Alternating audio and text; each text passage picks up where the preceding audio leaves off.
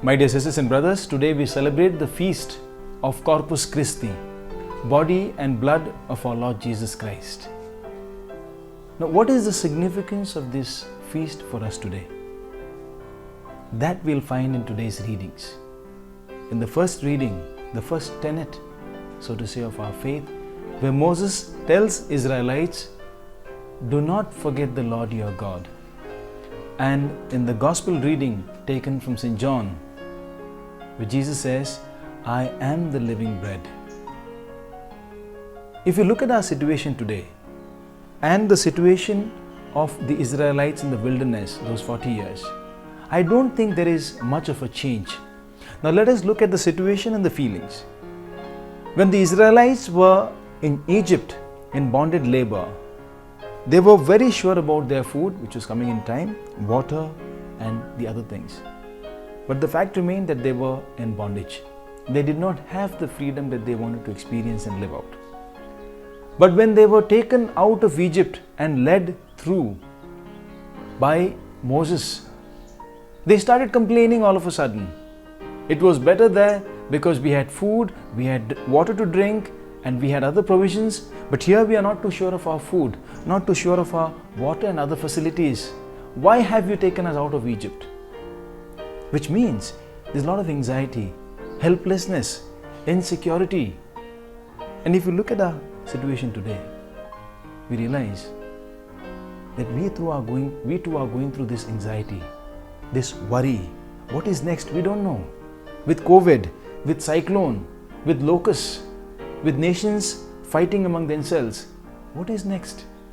Some people are saying, it looks as if the world has come to an end.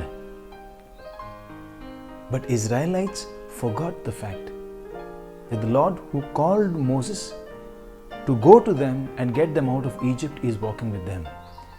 They were merely focusing on the availability of food, the availability of water, forgetting that they are led towards freedom, but chiefly called for a change of mindset, a transformation of heart, and experience the presence of the Lord.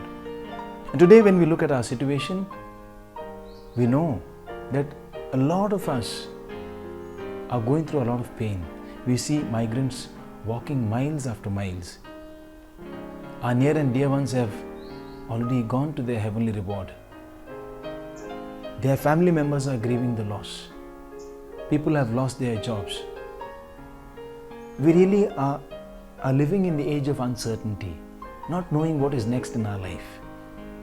But the fact remains, where Jesus says, I am the bread of life. I'm much more than what you are really looking at and feeling despair about. He is trying to give us strength through His own body and blood, the body and blood which is experienced in and through people who are at the service of these people who are struggling, who are at the service of our own selves, providing us food, providing us with medicine, providing us with all the necessary services for our upkeep.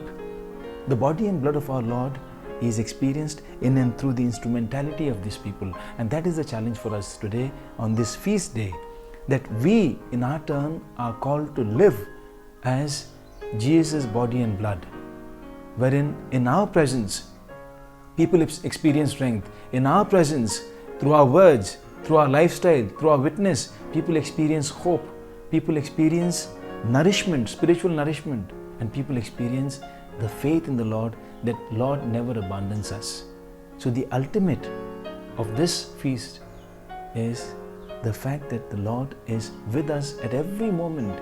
No matter what happens or come what may, do not forget the Lord your God, because He is above all things and He can really help us with that hope that we are called to live in. Without that hope, we would cease to exist with that courage and strength that we need to put up with the crisis situation today. So let us ask the Lord on this feast to help us understand His accompaniment, His grace through these people who are working, through nature, through situations, through our own family members, that we are able to experience His presence, His accompaniment in our life, and that we feel strengthened in our spirit, we feel strengthened in our hope, and we feel strengthened in our communication of love. Wish you a very happy feast. God bless us all.